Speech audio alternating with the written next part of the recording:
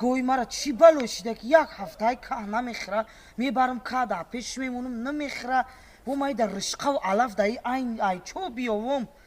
و الان پیش همین بابی خالداربای میگن همین دکتر حیوانات که یا برم که همونجا چی گه باشه ای بلو زده ای گوی مرا نه علف میخوره دیگه نه رشقه ای چو میومده میتم خانه که یک گواره پامای بتیم که چی گه بشیده باشه یا بسم الله الرحمن الرحیم این الان قرآن که اگر این نواسای با کجا شده باشه همین گواره یا پامای یا اوقات یا چه نمیتیاشونه اکشتر های قرآن که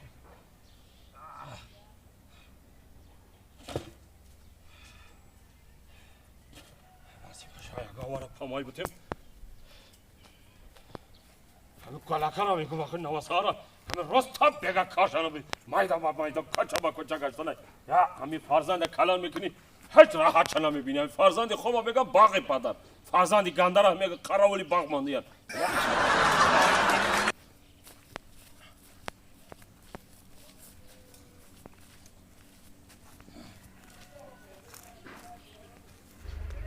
بابی خالداربای بابی خالداربای این همیجا دای نگاه نمیفهمه اوضای مرا کار شده باشه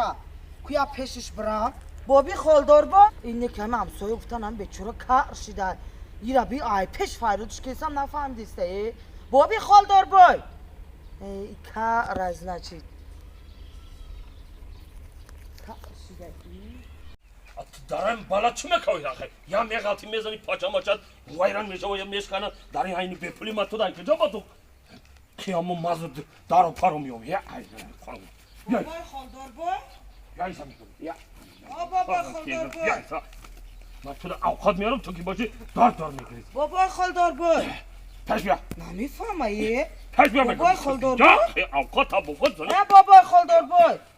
تو این لای قرآن که با فایرا کنی نمیشه واقعا آیا سوات فایرود دارم نمیفهمی ها چه کدی یه هفته شده گوم کسال نمیخره الا کای ها نمیخره گفتم همون را رفته یا بینه چه میگه؟ میگم یه هفته شده گوم که نمیخره یا بریم ببینی خانه همسایه دا نمیگی؟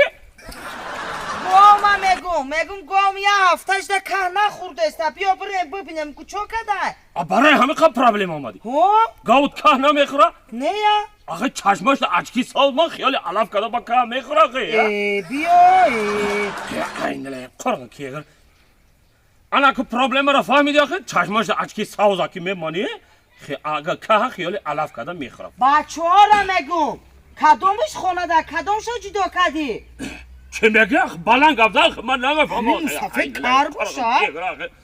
خطت نمیره توبت کنی چه کده اخی من چه گفته اخی بلند گفت میگم بچه ها کدومش خونه ده کدومش جدا کدی گوا میگه انا گوا قد داده اسم شاخی پامای داده اسم شاخی بچه ها تا میگم ها کدومش خونه ده کدومش جدا کدی دو تا جوشش خانه دا ماندم دیگه شا برده که دا سر دادم